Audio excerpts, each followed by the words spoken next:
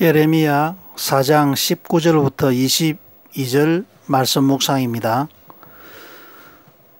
19절 슬프고 아프다. 내 마음속이 아프고 내 마음이 답답하여 잠잠할 수 없으니 이는 나의 심령이 나팔 소리와 전쟁의 경보를 들음이로다. 패망이 연속하여 온 땅이 탈취를 당하니 나의 장막과 휘장은 갑자기 파멸되도다. 내가 저 깃발을 보며 나팔 소리 듣기를 어느 때까지 할꼬. 내 백성은 나를 알지 못하는 어리석은 자요 지각이 없는 미련한 자식이라. 악을 행하기에는 지각이 있으나 선을 행하기에는 무지하도다. 아멘. 자식이 잘못하여 어려움을 당하게 되면 부모님은 이유 여하를 막론하고 마음이 찢어지고 아픕니다. 패망을 당하고 인생의 캄캄한 어두움이 다가올 때는 어디서 잘못되었는지를 돌아보는 시간 가지고 그 문제 해결을 찾도록 해야 합니다.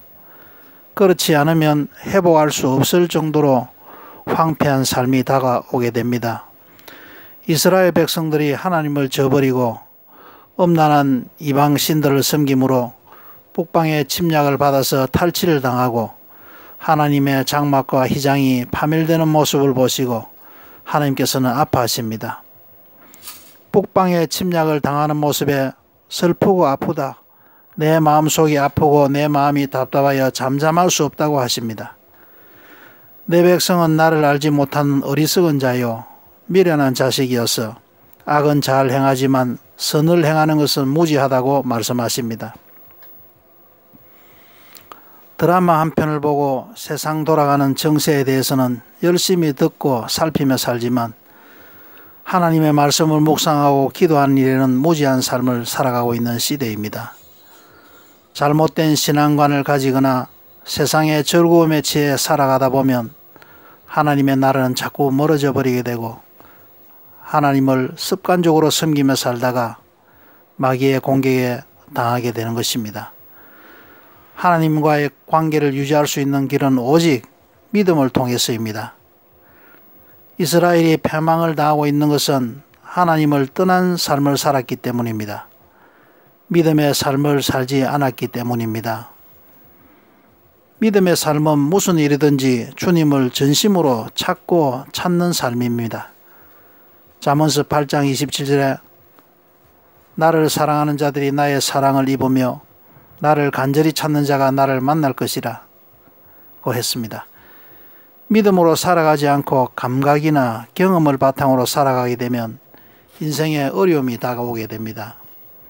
그런 어려움을 당할 때 하나님께 구하는 것조차도 자신의 생각과 경험대로 구하게 되므로 하나님의 도움을 받을 수 없게 됩니다.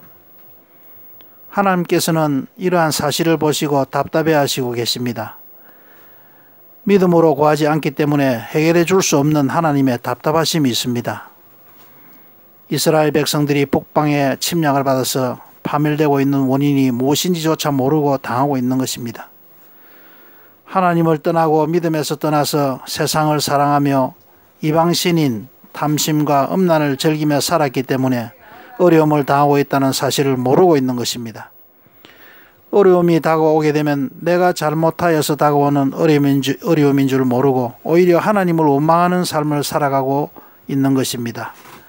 그리스도인이 믿음의 삶을 살지 않게 되면 다가오는 것이 허무하고 공허한 삶이 되어버립니다.